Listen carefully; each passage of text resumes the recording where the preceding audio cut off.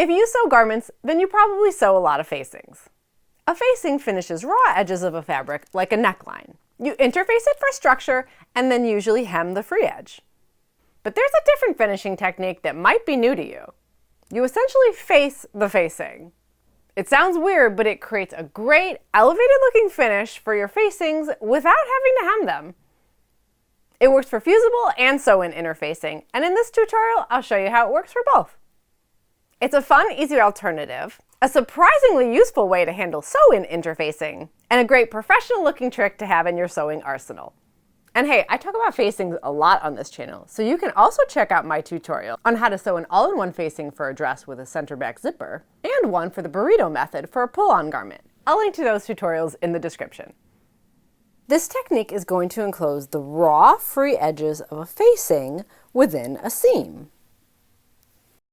Instead of attaching the interfacing to the facing with the wrong sides together and then hemming the raw edge, instead, you'll sew the facing and interfacing right sides together first. The result looks similar on the inside of a finished garment, but the free edge of the facing is enclosed within a seam. These are two garments where I use this technique, one with fusible interfacing and one with sew-in interfacing. On this eyelet top, I knew if I used fusible interfacing, the white color would show through the eyelet fabric. Not to mention the gluey bits, obviously, would be a problem too. So I used a peach silk organza as a sew-in interfacing. If I had assembled this the normal way, it would have been annoying dealing with both fabrics and trying to hem the facing, particularly since organza is kind of wiry and stiff and it frays. So this method is a great way to handle a facing if you're using sew-in interfacing. But you can see it's also really nice for fusible interfacing as well. The lower edge of this facing looks so lovely and smooth, and it's a really professional looking finish. Your construction order will change a little bit since this is done before you sew your facing pieces together, so before you sew them to your garment. It's such a fun method to try. And just like I like to share new methods and tips with you, I also like to learn new things too. One of the best places to learn online is Craftsy, the sponsor of today's video. Craftsy is your online resource for all things creative, with over 2,000 classes in more than 20 categories. They have expert instructors who break down everything you need to know with step-by-step lessons in a huge range of crafts and topics, from sewing to knitting to painting and more. I've watched so many good Craftsy classes over the years. If you like new finishing techniques, and let's face it, if you're watching this video, you probably do, you might like Sue Hausman's class, Finishing Techniques for Savvy Sewers. She covers things like top stitching and hemming, plus time-saving tips too. Like, I knew you could sew buttons on with a sewing machine, but she shows you how to sew hooks and eyes on with a sewing machine. Mind blown, I have to try that. I hate sewing on hooks and eyes. You can always find something new with Craftsy, and as a member, you can revisit favorites anytime. The first 1,000 of you to click the link in the video description will get a full year of premium membership to Craftsy for only $1.49. Valid for new members only. It's an amazing deal that'll give you access to everything, including live stream tutorials and an online community to connect with fellow makers. Unlock it all! Thanks to Craftsy for sponsoring this video. So let's get started. You need your facing pieces cut out in your fabric and in your corresponding interfacing. In my examples, I'll be using back neckline facings, so you can see my pattern piece to cut that out on the fold up here. Whether or not you're using fusible interfacing or sew-in interfacing, this doesn't matter yet. So for this green one, I'll be using a lightweight fusible interfacing, and for this floral, I'll be using silk organza in blue to make it easy to see. On your interfacing pieces only, whichever type of interfacing that you're using, trim off about 1/8 of an inch from the free edge, so the edge that you would normally be hemming on your facing. For my neckline facing pieces, that's this lower edge here, and the upper edge is my neckline edge. The reason that we do that is that it will help the seam roll towards the correct side when we press things, so we want the interfacing a little bit smaller than the facing piece. Let's do this technique with the fusible interfacing first. Lay your facing piece and your interfacing pieces right sides together. That means that the glue side will be face up facing you. So the right side of your fabric will be against the right side, or the non-glue side, of the interfacing. In my case, this is a neckline facing, so this is the free edge of my facing, and this is my neckline edge, the shorter edge. On the free edge of the facing only, so the lower edge here for me, you pin the facing and the interfacing together. We're going to sew the facing and the interfacing along this seam. Remember, this is the edge that you'd normally be hemming on your facing.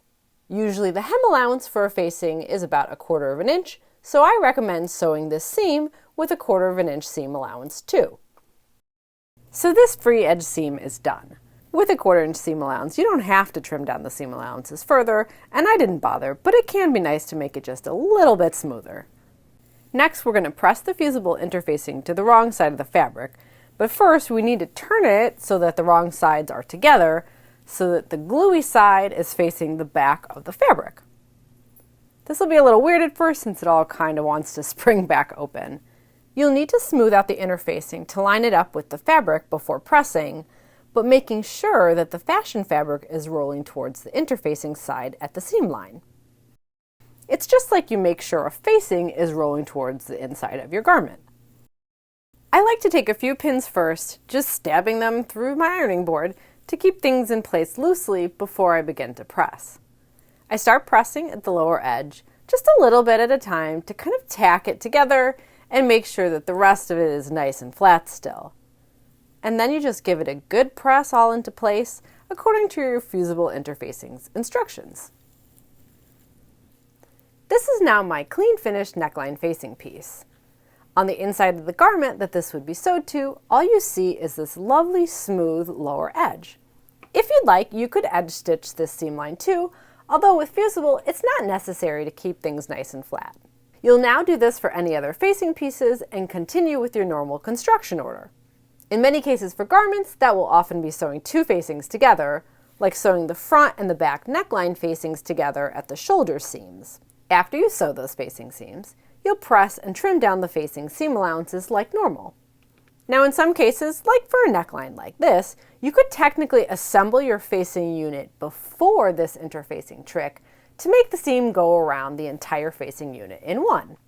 I don't do it this way personally, since it would make things a little bit bulkier at the facing seams, and if you ever need to alter the garment, it could make things more of a pain. I find it easier to just do them one at a time, but try it if you'd like.